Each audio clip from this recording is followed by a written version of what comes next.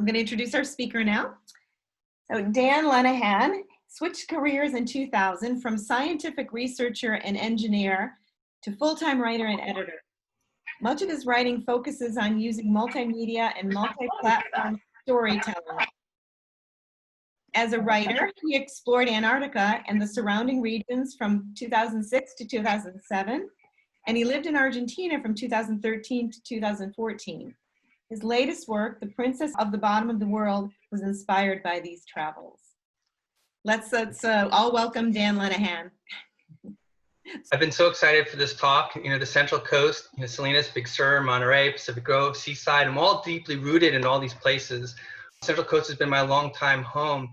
And this will probably be one of the more personal talks that I've given just because of my connection here and also because of the club. For those of you who knew me in the early years of this writing club, you may have thought of me more as a poet than anything else. I had a ton of poems, scribbles. I even organized the first ever writing workshop of the club. That was for poetry, and it featured instructor and poet Maria Garcia Teutsch and NPC instructor David Gittin. And those guys were poets for sure. I just write poetry once in a while, so there's a big difference to me. But I have a real non-traditional path for sure to becoming a writer and to where I've ventured.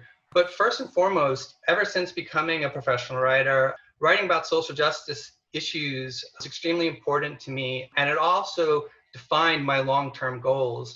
Even the writing that from the outside may seem like tangential or disconnected, I was still trying to grow and develop the tools I needed in order to make a bigger difference and make some good positive impacts. So have no doubt, I am an activist. Taking a stand is ultimately how I became a writer, and that's kind of a story for another day. But now during these terrible times, I would just like to recognize all the people, even those who are just finding their voices or those who've been broken records for a long time, who are fighting very hard for what is right and just right now. So I'm giving a talk here about fiction and how to use fiction and multimedia to drive unconventional storytelling.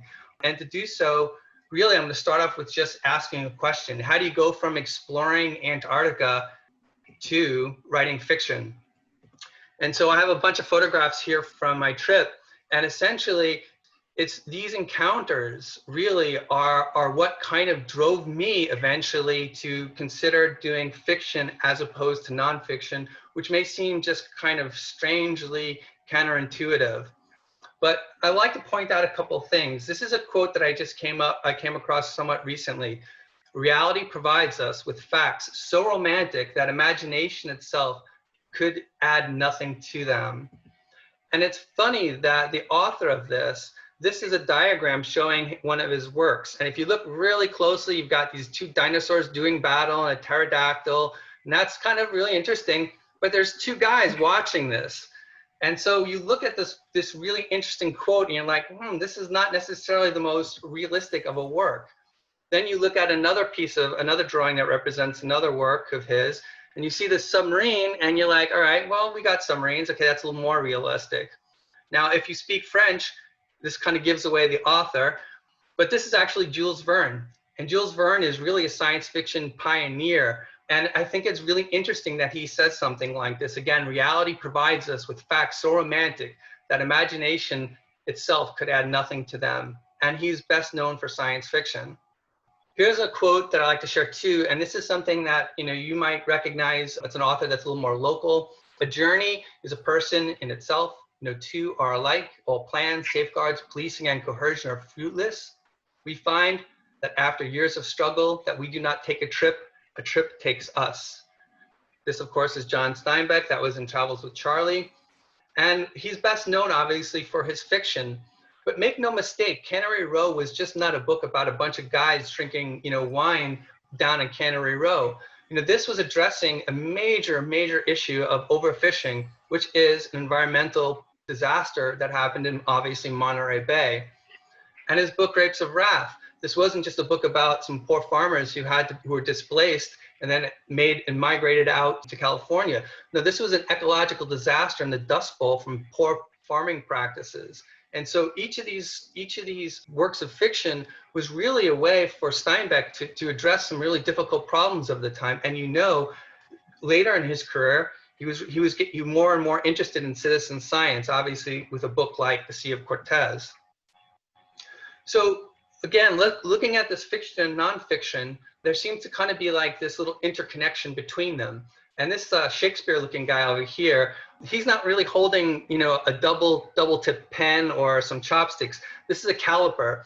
And so in 1609, Johannes Kepler published the laws of planetary motion. And I bring this up for what purpose can I possibly bring this up for? But a year before he published these laws, which basically was the first time ever we were able to figure out how the planets moved around, not just our sun, but throughout the other solar systems and galaxies. He felt that a way to try to communicate these important ideas that he discovered through fiction, which is this work called The Dream. But it really wasn't until after his death that it was published in 1634. This was a time, remember, that scientists who dared to use things like facts and science often got oppressed from the government and the church. And it seems like not much has changed these days, unfortunately. So we fast forward a little bit to H.G. Wells' The War of the World. Again, science fiction, but this stuff was speculative fiction. It was based on some level of facts and science that we knew at the time. This inspired Robert Goddard, for example. He was the father of modern rocketry. He invented the first liquid-fueled rocket. He was responsible for essentially what got us into space. And he read fiction. This book also influenced other writers, such as Edgar Rice Burroughs, who wrote The Princess of Mars. That was a big inspiration to Ray Bradbury. It was a big inspiration to Robert Heinlein. And it was a big inspiration to Arthur C. Clarke. These are all fiction writers, but also a lot of these writers tended to have science in these books that was kind of way ahead of its time. And we look back and like, wow, Heinlein was talking about cell phones, or Arthur C. Clarke in the 40s was talking about communication satellites. But other people besides fiction writers were also being inspired by these works, such as Carl Sagan, who was an astrophysicist and did the beautiful Cosmos series. But he himself was also inspired by works of fiction and thought he could better communicate some of these ideas through fiction as well when he did Contact, which then became a movie that Jodie Foster starred in. So if you look at this like little web that I kind of put together, you can see how nonfiction kind of is stuck in this web of fiction. And I think there's a good important reason for it. And so I'm going to come back to Carl Sagan and Arthur C. Clarke and Goddard in a little bit. But first, you know, again, I want to tell you a little bit about my background and how writing really developed for me. I first came out to Salinas to work at, you know, making computer chips. That was my first job out of college. And so my first publications were actually based upon science. And so this, for example, is a diagram of a substance that I was working on as a researcher. And my first publication actually was a co-author on a paper. I had no influence whatsoever on the writing, but that was my first introduction to actually a publication. I just provided some data and got a co-author. But when I did start to do my own writing for my thesis, I absolutely adored it. It was something I was very surprised that I would like it so much. And it really, for me, kind of lit the fuse for me becoming a writer all the way back in graduate school. And in fact, right after the title page, I put this poem. It was my very first poem that I ever wrote, and I published it in a thesis about superconductors. And so, as you can probably tell, out of ashes and soil, by trial and toil, successful flower, fruit and persistent hour. I was kind of feeling, you know, sorry for myself at the time. Anyway, this is my first kind of non-technical kind of publication. And a few years later, actually, the Monterey County Post ended up publishing it. But as I was an engineer still, being really interested in writing, when I really got a chance to do something that was in my control, I was totally inspired by the X-Files. And so, of course, I felt that I could write a screenplay, and I did. I wrote my X-Files episode, and I sent it to the X-Files, and the X-Files sent me this giant package back, and it was wonderful. If you look really closely, you see like 20th Century Fox, you have my name on there, Beverly Hills. They even paid $3 to ship this package to me. And I was so excited. I opened it up, and it's from the lawyer, and the lawyer said, "We absolutely did not look at your script." So there you go, learning. So obviously I had to take a little bit of a different approach, but I didn't forget that script. So my different approach was essentially writing what I knew, right? So as an engineer, back in the days just before the turn of the year 2000, Y2K was a really big problem. So we were really trying to make sure lots of things didn't go wrong. So I wrote an op-ed piece in the Californian, and then my first actual paying writing was for fiction. And this happened for a story that I wrote, speculative fiction, what could possibly happen to us during Y2K. And it ran as a series right up through Y2K, which is really kind of interesting. In 2000 then, I ended up quitting. And so I took that one screenplay that I wrote trying to become an X-Files episode. I took that and I worked on that to become a novel. And I guess there's another famous saying in writing is like, you need one in the drawer before your first gets published. And that ended up certainly being the case for me. So as a professional writer at this time, I quit engineering in 2000. I still tried to do whatever I could to develop the craft. And the very first journalism piece that I ended up publishing was when I was taking, I took pretty much any class I could possibly take, whether it was technical writing, poetry, screenwriting, journalism, you name it. I was taking classes to get my skills developed. But my very first article was this about the diversity conference that happened in Hartnell, where I was taking my journalism classes. The second one that I published was a big investigative report about the toxic burning that was happening in Fort Ord. And it was really interesting for me to work on this story because as a former engineer, my specialty was chemicals and contamination. So this story really hit home for me. And I have to say, this is a period of time where things were starting to kind of click to me about there's a bigger world than science. And so this was a really important time. But I still had to make a living as a writer. And as a writer, with a huge science background, mostly I worked for educational publishing companies as a science specialist. So I wrote science materials, I edited science materials for a vast number of educational companies for quite a long time. But still, I needed to continue to work on improving my skills. Now, this, I have to say, I'm using a writing term here, is the inciting incident that really shaped my future and the book that we're talking about right now. This is the Larsen B ice shelf, and in 2002, it disintegrated in 35 days. And this was a really traumatic thing for me because, again, coming from where I was in engineering and science, I just done this big investigative report. Cosmos just did a reissue of the series in 2000. So I kind of was really interested in the work that Carl Sagan had done. And so this hit me like a ton of bricks. And I really understood what was happening. And I really kind of figured out I needed to do something. And so if you think about this ice shelf breaking up, it was 1,255 square miles. That's 6 times larger than the Monterey Bay. And it disintegrated in 35 days. And Antarctica was the place where it was warming fastest. So I'm like, I really need to get my skills up better so I can really do a good job of writing about important issues like this. So I continued to do more coursework. Took a lot of courses with this person, David Gittin. I ended up doing a story for the Weekly about him. I took about 5 or 6 classes. We became good friends. This is really where I honed in the craft of writing, also in poetry. I really believe that poetry is an amazing tool for helping develop your writing craft.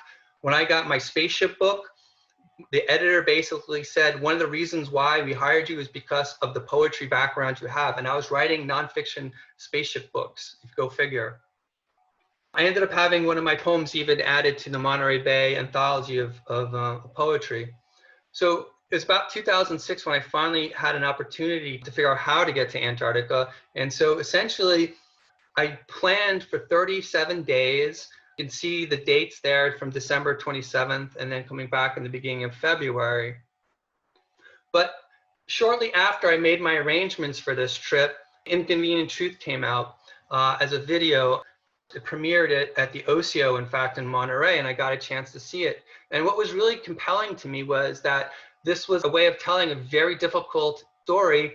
And it was such an amazing job by integrating personal stories and integrating the science. And this was, again, a very, very pivotal film for me to see on many, many levels.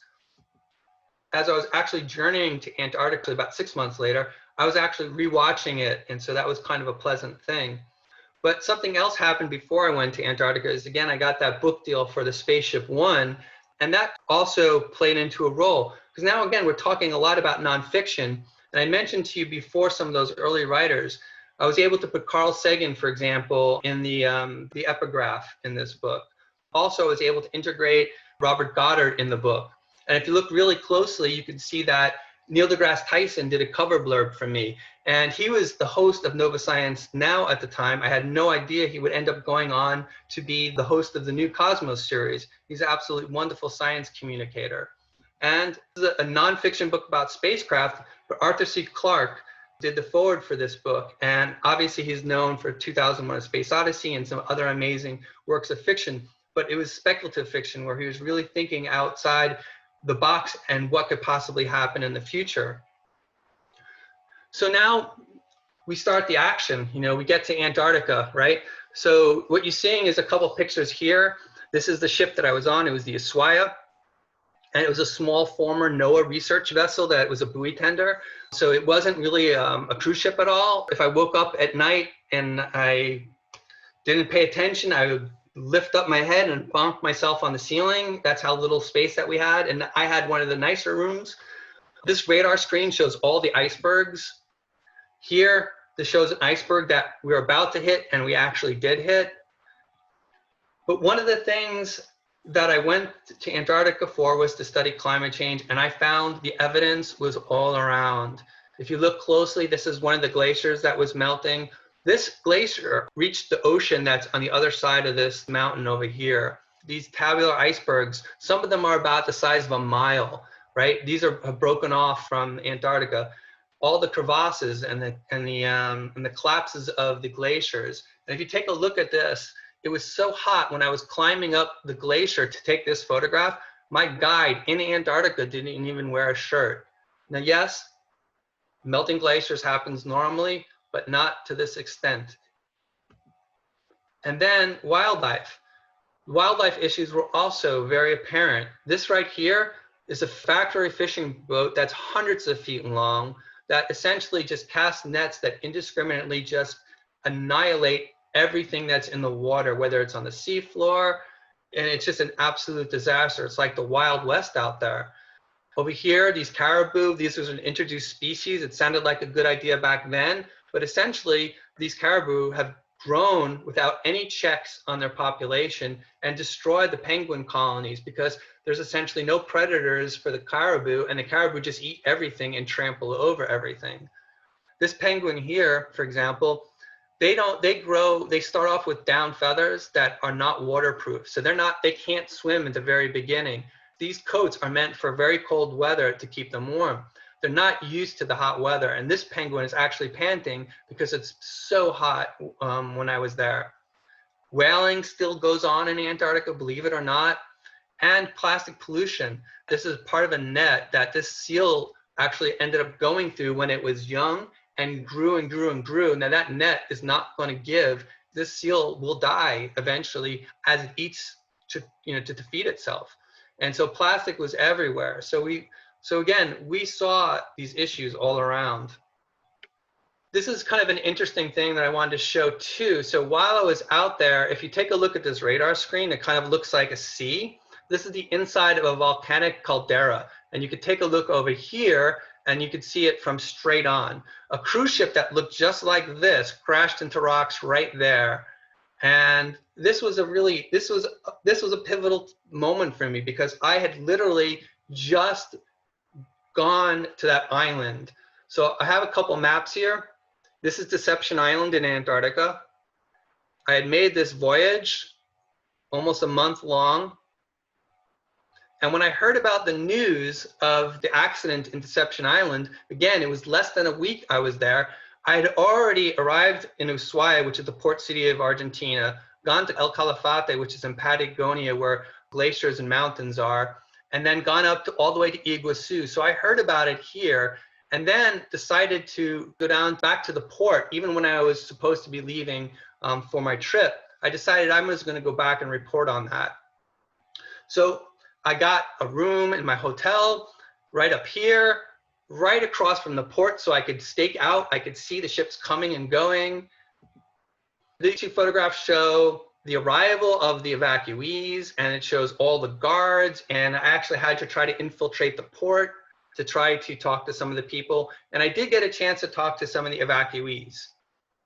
But one of the key things also that happened during this time, I discovered a real life princess, right? So I met someone down there. She was working on some film stuff. I was writing, and we both hit it off. And guess what? Real life happens. My 37-day trip turned into 63 days. Paraphrase John Lennon, life happens when you're busy making all your plans. Instead of just coming back to the United States to write about the things I experienced, I just decided to spend a few weeks more in Argentina and get the writing done there. So one of the very first things that I did was, actually I developed kind of a website that had a selection of my photos, and you could actually click on the photos, and this is in 2007, and you would get the photo and you would get a description and some location information. And I began actually writing nonfiction. But at the time I was figuring that, you know, there might be some better ways of approaching the story than just straight up nonfiction. But I couldn't stay in Argentina much longer. I had a book that was due, and I had already been, you know, preparing for Antarctica and when I should have been writing the book. So I had to go back to the States for sure to work on the book. But shortly after I got back, this ship sunk. This one right here that I photographed. And it's just kind of amazing. It's kind of like all this stuff is happening at the end of the world, and how many people actually hear of all these ships sinking and these oil spills and this and that. And so this is really, again, got me energized to work on this book. I ended up doing a sequel to it. Obviously, when you get a chance to get a sequel, you obviously want to take it. And I want to do a great job on both of these books, because I figured that my baby, the book I really, really wanted to write, would depend upon how well I did with, you know, the books that I was working on, you know, at the time, which are the Species 2 spaceship books. But I finally finished those books, and I was in the process of then trying to get back to writing about something that I cared really deeply about. And in 2012, I learned that Al Gore was giving these trainings where you can actually be trained by him and give these talks just like, you know, Al Gore did in An Inconvenient Truth. So I signed up for that, but more so, I'm talking about some major projects that I've been working on, but I've been doing all kinds of other short, smaller projects, like writing for the Weekly. I was on the masthead for a little while as a regular contributor. And so when I decided to do this training, I also was going to write about it for the Weekly. And in 2012, I did this cover story about severe weather and climate change. And it was a 5-page cover story in the Weekly. And this is a month after I did the training with Al Gore. A month later, Superstorm Sandy hit, right? This was an absolute disaster, as you guys remember. And it was perfectly predicted about what we expect on climate change. We expect more powerful storms hitting places that we never expect, with more energy, the waters are warmer, all this stuff. Now, I had just gone to the training. I had just written this 5-page story in the Weekly, and this happens, and I'm from the East Coast, if you couldn't tell by my accent. So I'm from New York. I had a brother that even his TV studio that he worked for was destroyed. I mean, it was devastating, not just for New York, but all up and down the coast, just as many of these new hurricanes have been hitting us harder and causing more and more damage. So that was pretty traumatic again. I needed to be doing something. At the time, though, I was working on this Otter 501 project. I don't know if you guys have seen this movie. The movie was already released, but the producer and the owner of the studio wanted to do a nonfiction version of it, because Otter 501 is a fictionalized account of a real story about a sea otter pup being rescued and rehabilitated by the Monterey Bay Aquarium. They asked me to actually do a nonfiction version of it on the web, where I would take the assets of the film and kind of pull together this story where you can explore and learn more about sea otters and all that good stuff online. And so this is really, if you think about it, the second major big project I did with this multimedia telling a story. And the first being when I was back in Ushuaia showing some of my, my photos. This project ended the end of 2012. And when I visited my parents over Christmas time, I ended up rewatching Midnight in Paris with my brother, who I've collaborated with, and he was the one who lost his studio in the storm. And in rewatching this film, again, a really great writer's film, it really struck me that the writers there were writing about Paris. The dancers, Paris, the singing and the songs and the artists, everything was about Paris, and they were in Paris. And I was like, I need to get back to Argentina to finish the story. And in a couple days after seeing this, I actually applied to a residency program in Argentina, and I was actually accepted, and I was the first writer ever accepted into this residency program. And this was only a few months after I had made the decision to get down to Argentina to finish my climate change novel, right? Because it was definitely going to be a novel at that time, right? Not more than 2 weeks go by when the worst flood and storm to ever hit the city hits. Can you believe it? I'm writing about climate change, and this storm happens, and it's not just the worst, it's one of those 1 in 500 year storms. It's supposed to be the dry season, and this rained in La Plata over 15 inches in a day. And one period of time, a 6-hour period of time, it actually rained over 12 inches. Can you imagine 12 inches of rain falling in one place in that short of a period? Now, La Plata was a modern city. It wasn't built from like villages and towns. It was planned from the start. So it was a modern planned city with modern planned infrastructure, but nothing can contain that amount of rain because it never happened like that before. To make matters worse, downstream of the city was one of the largest oil refineries in all of South America. And when the flood was happening, what did they do? They closed their floodgate, and they were downstream of the city, which flooded the city and allowed it to get up to 6 feet high in places. And 51 people died. I knew people, and they said the morgues were packed, that these numbers were definitely very, very low. And then we kind of come up to, not long ago, was the Big Sur fire, right? I mean, this is, you can actually see, this is the Milky Way. This is a lovely photograph. You may have even seen this in the weekly. And then you have Garrapatta, where the fire just started. Again, this at the time was the worst, most expensive fire in history in terms of California. And obviously a couple of years later, we had another fire that was then the most expensive and worst. And then that was the Santa Rosa. And then now we had the Paradise. These things are also things that we expect for climate change. So I got to a point where finally, I was able to pull all that stuff together and finish my book. And again, why choose fiction over nonfiction, right?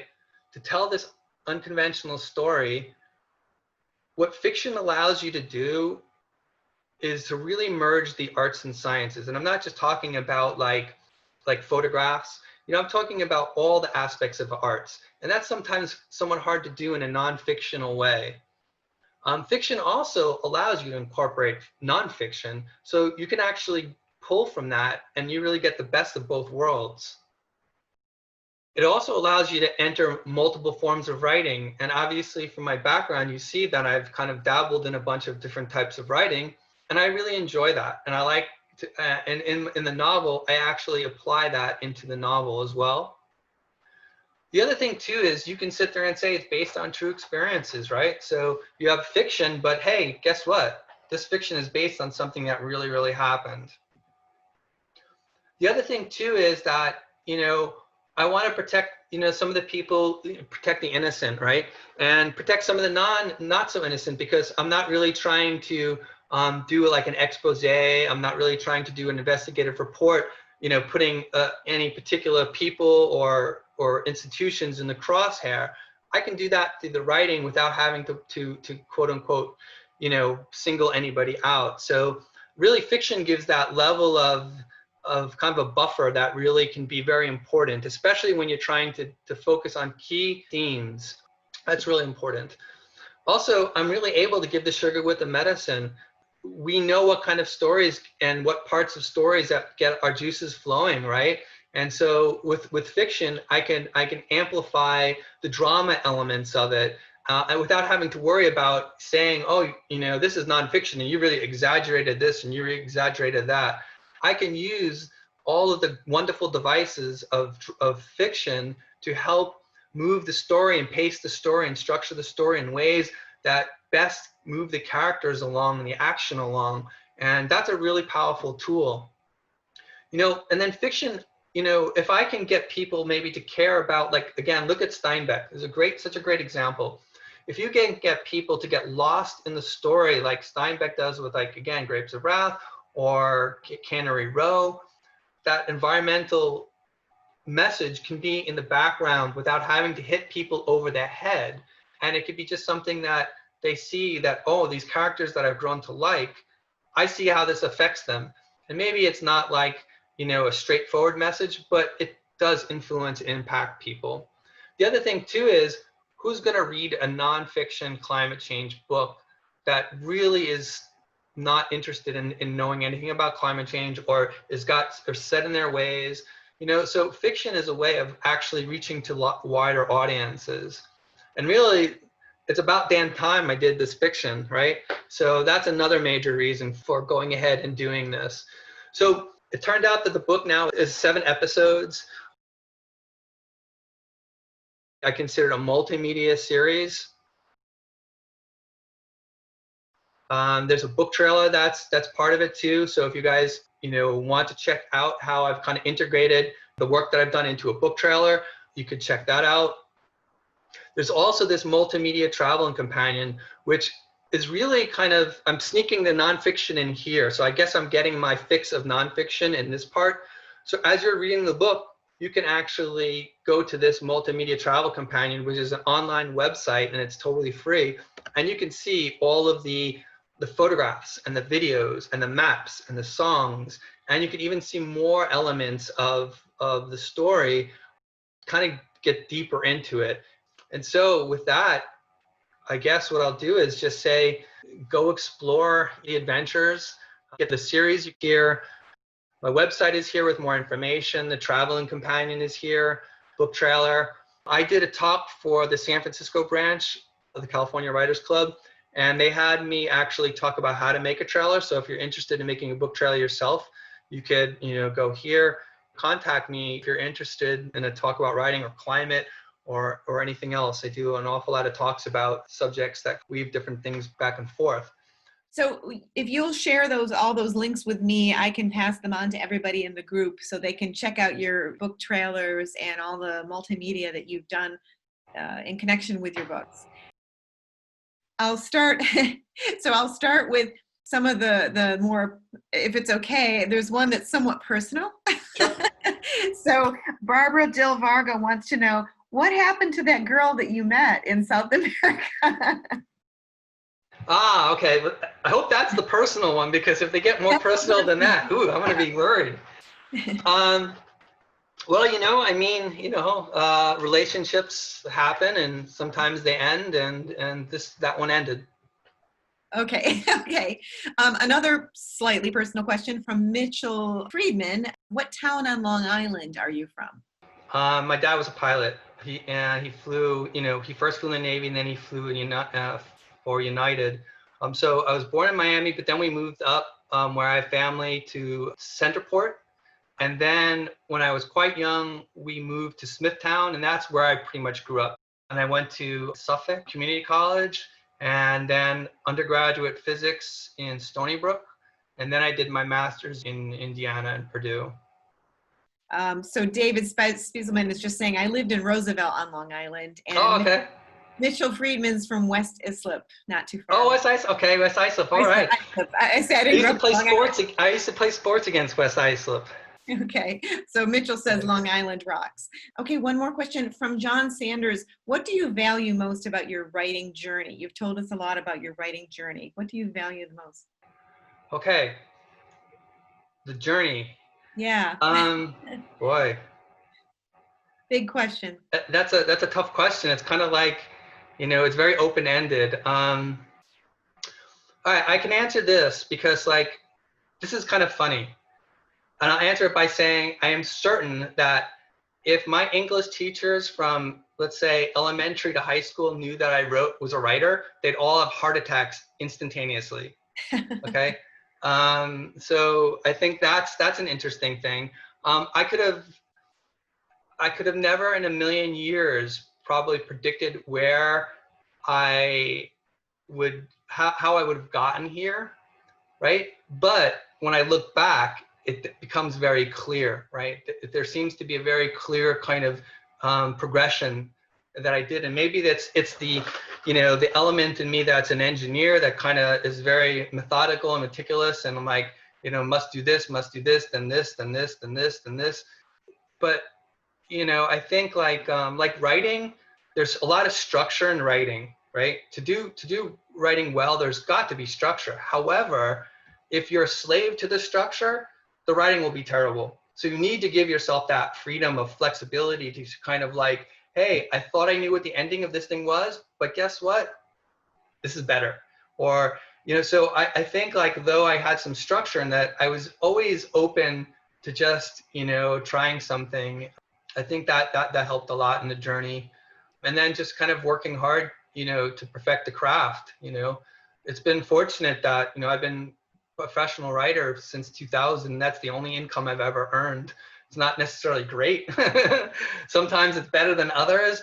But it allowed me to go to a place like Antarctica. No one paid for that except me. And I, basically is working with the editing as a consultant for the publishing companies. Sometimes you have your high paying gigs that help you do things like poetry, which again, I really truly love. But you're not going to obviously get rich from poetry. A few people, maybe a couple people can, make a living, but not very many. Working hard, Another question, again from Barbara Del Varga. She wants to know if you ever talk with, for example, high school students or people in politics who are involved in environmental issues to either get them involved or express your experience, share your experiences, or. Yeah, I would suggest taking a look at my website, and you can see a long list. In fact, before we got basically hunkered down in our shelters, one of the last, I had a series of talks. One of them was literally I was invited to give an environmental talk to preschoolers. Huh. Think about that, right? Preschoolers are really, really young, right? And I really didn't have to get much into it. I just showed them a whole bunch of penguins. And then at the very end, we're like, we really like these penguins. We have to make sure where they live is safe for them. And they got it. And of course, the teacher, was building around that in her classroom and stuff like that. So she supplemented it. But yeah, I've given it to youngsters. Monterey High School, I was invited several times to Monterey High School to talk to some of their programs, about writing and integrating artwork and, some of the career stuff, the international school. I was invited to do the first ever youth. I just got back from living in Livermore. So I had spent 3 years up in Livermore just recently. I was working for the National Laboratory, the National Lab up in Livermore as a senior science writer for their magazine and their news and one of their news publications. And while I was up there, I was invited to do a keynote for the very first youth summit, environmental summit. And the other keynote speaker was Eric Swalwell, Congressman Eric Swalwell. And if you guys are familiar with that name, he's one of those. He actually ran for president, and one of those very, very smart guy. So I was involved in that. So I simply I will really tailor talks depending on what whoever asks me to talk. I can kind of be more environmental or less environmental. But like I said, this was like a homecoming for me. So you kind of got a little bit of everything. And like I said, I don't normally give something like this. I would probably never ever show a diagram of a superconductor to anybody. But there was a little bit of a meaning behind it, because I think everybody here in this club has a really varied past. And, you know, those varied pasts help, you know, influence and instruct our writing. And, you know, that often is like a springboard. And sometimes it's good to realize that maybe you're not alone, or maybe I didn't think about it this way, or anything like that. So it was a real pleasure to kind of, you know, dig into some of the things that, you know, I've got to work on, because, you know, everybody here is got all kinds of experiences as well. And that's why you're here writing. I'm curious, if I could ask you, what point of view did you use in writing your fiction book? Was it from the point of view of the female character in the title? No, definitely not. So it's pretty autobiographical in that sense, but I use 2 point of views. And so if you guys are familiar with, let's just say, Bridges Madison County and The English Patient, each of those books, they have something called a framing device. And the framing device is something that helps you go back and forth in time periods. And so, for example, in Bridges of Madison County, it was the diary, the woman's diary that the kids were reading. And in The English Patient, it was his journal that they were reading. And you could go back and forth into 2 periods of time. So for me, I also was going back and forth into 2 periods of time. The main time of basically following this one character through the expedition was basically the past. And then there was a current time when he was much, much older. And what I did was I used 2 different points of view, a different point of view for each time period, right? So it was first person going through the expedition, but it was a third person when you're looking at the character as an older person. And the framing device in this particular case that goes between the times is the 2 protagonists. One was a writer, one was a filmmaker. They make this video together, just kind of kidding around, because she's a documentary filmmaker. So they make this thing, and then you cut in the novel between this old guy watching this film, and you have no idea what's going on and why they're watching it, and then the actual expedition. And so there's lots of twists, but in your question again, the point of view, I kind of didn't do it straight. I didn't do a simple point of view on it. There's definitely 2 distinct points of view. And maybe we can have you back at some point to talk about how to do some multimedia for your book, because that's a whole different world. Yeah, I wasn't able to get much into it. It's that's, you know, okay. But you know, certainly in this day and age, it's important. It's a way to get your work exposed more. You guys know how visual the society has become. The other thing too is people want things right away, instant gratification. And a lot of times they're not going to sit there and read the things you're trying to write just to get them to read the book, you know? So we're having to figure out ways of reaching people to help attract them to a work, you know? We've got one more late entry question here from John Sanders. If you were asked to mentor a high school student who's aspiring to be a science writer, would you accept it, and what principles would you emphasize for them to focus on or master as a science writer? Science writer.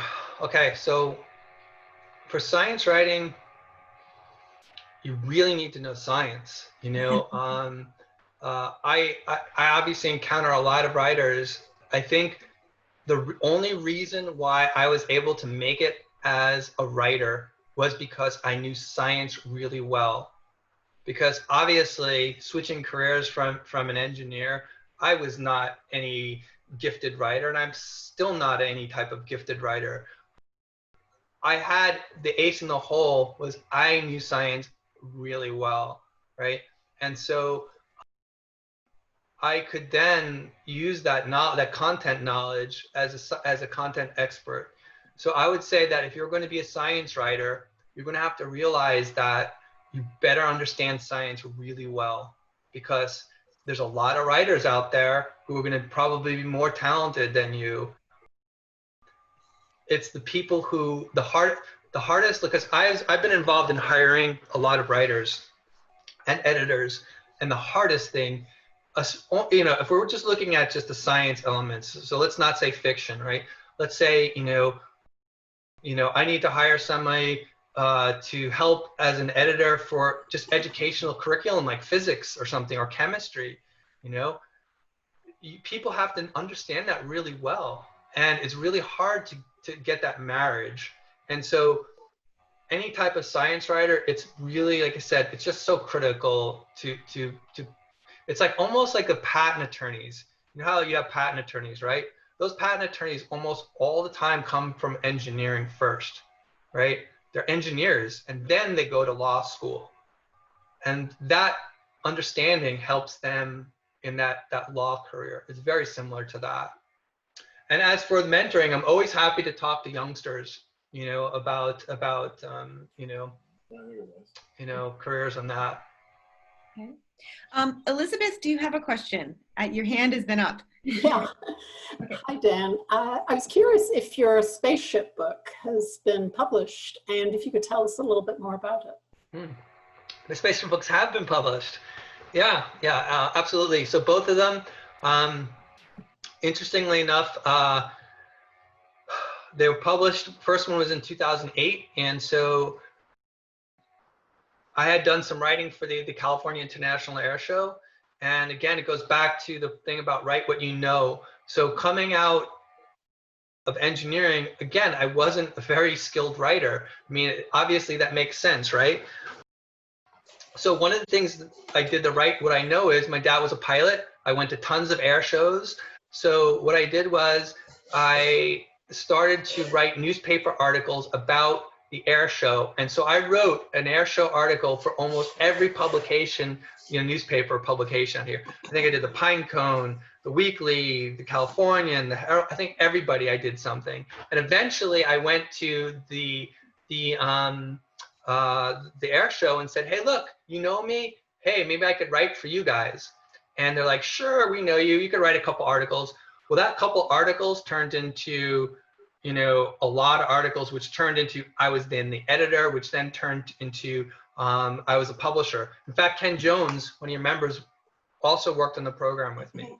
That gave me exposure to this X Prize, which was this $10 million prize to a spaceship that would make it into space twice. And that was happening around this time. And so as the editor-in-chief, essentially, of the program for the air show, I was able to decide what got into the program for the, you know, most part. And I thought that we should cover these events, even though we had nothing to do with it, because it was the newest thing. And so that became my entry into the space book. So then I was recommended as one of the potential authors when a book had to come out. And so, yeah, I mean, they're actual real books, you know, hardcover. Arthur C. Clarke, like I said, did the forward for the first one. It was one of the last things, the forward that he did was probably one of the last things he wrote before he passed away. And then that was very successful, where I had written just a book about a single rocket. Then the designer of it, Burt Rutan, is a very famous aircraft designer. He liked it a lot, and he was open to me basically writing about all his design work in a new book that covered the next generation of spacecraft and more so. And so, but anyway, that's kind of how that kind of came about. And so this is actually a really important thing. Whoever asked that question about being a science writer, volunteerism. I have and I've done so much volunteer writing, right? And there's so many opportunities out there. Now, there are probably no one is going to pay anybody who's a new writer just to come and do a plus gig at the Monterey Bay Aquarium or some other cool place. But if you volunteer, you might be able to get your foot in the door and start working your way up and get exposure. This is going to help your resume. It's going to help get you to know people. So it's something that I tell all young writers, and it seems like nobody listens on those things. But if you really want to break in, number one, you should be writing like crazy. It should be purposeful and actually accomplishing something. And volunteering, even if it's like, say you like dogs, volunteer for the SPCA. You know, the SPCA is what got me to Antarctica. It was a PSA. I heard it from KZSC, the radio station. It was a PSA. It was a benefit to go to Antarctica. And I'm like, hey, that's great. I get to support the SPCA. Plus, they figure out how to get me to Antarctica, right? So, you know, there are just immeasurable opportunities out there for the people who actually go out and try to make them. They're not going to fall in your lap, you know? So volunteerism is a real good thing too. Anyway, that was a long answer to, you know, how'd you get into space? Okay, great. Thank you. Good advice. I Okay. have a quick one. What'd your dad fly in the Navy? My dad was a helicopter rescue pilot. Oh, I like them. Yeah. My husband was a carrier aviator, so. Okay, there you go. So an interesting thing too is my dad was space seems to, I can't escape space, even nowadays, right? You know, when I was working at Lawrence Livermore, I did some really great writing on some satellite programs. I even got to touch a satellite with my own hands that actually is now in space. So there's like Dan germs floating in the orbit somewhere, you know? But my dad was the backup rescue pilot for Wally Schirr's Mercury mission. So normally when you launch a rocket, if there's a weather problem, the rocket trajectory changes a little bit so they splash down somewhere else. If he would have done his backup splashdown, my dad would have been the one who picked him up in the helicopter. So Excellent. That's my closest to the right stuff. Nice. Well, Gary Parker, wave Gary. Gary Parker and I work very close to the Space Systems Academic Group at the Naval Postgraduate School. So Oh, fantastic. some of my germs in space as well.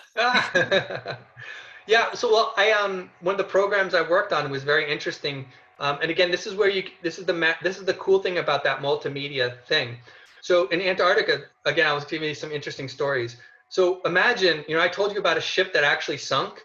There are people on that going to Antarctica. That thing hit an iceberg. So the water is really cold. So they have these really enclosed lifeboats, right? And so there's something about all the lifeboats, they're all this color, orange, right? Well, the lab I was working at Lawrence Livermore was working with the Naval Postgraduate School and the US Coast Guard to figure out, to get little satellites they could put up there and spot the color of a life raft lost in the middle of the ocean. Yeah, it's fabulous. Absolutely wicked. Yeah, ways to save lives every day. Yeah, and I mean, it's a needle in a haystack trying to find a life raft with traditional, you know, helicopters and planes and, you know, ships, but you just sweep that thing and it's possible. So yeah, that was a satellite program that was a collaboration between my lab and the Naval Postgraduate School and the Coast Guard. Yeah, I think, and you make a good point too, Dan, for writers. There are things that each of us know that other people don't know that we know. So that hive mind mentality where you know, we're able to sort of pitch out a question and say, hey, has anyone ever, fill in the blank of whatever you're working on now, fiction or nonfiction, and you might just come up with someone who worked in that field before, or knows someone that worked in the field before. Every day Clarissa Kahn is really into astronomy, right, Clarissa? Yep. And she's also a fabulous photographer. Got just an enormous wealth of talent between our members in the club, and they're always so willing to help out and answer questions or help find information. So, you know, the fact that you have all of these myriad bits of background that you're able to draw into your fiction and nonfiction, right? I think that's really important for us all to remember, that writing is solitary, but we're not in this alone. Yeah, for sure. Thanks, Lori. That's nice. It sounds like a good way to wrap it up here. I'm going to unmute everyone so we can give Dan a round of applause and thank him for speaking with us. And I will send out all the links to his work and his book trailers so we can learn more about what he's done. So let's give him a round of applause. Thank you. That was great seeing some faces I remember, you know, from way back. So thanks, Dan. Yeah, you're always welcome back. Yeah, Well, and thank thanks you. everybody. And thanks for voting and living with this new system we have for now. Yeah, absolutely. Thanks, everybody. Hey, thanks everybody. Thanks again.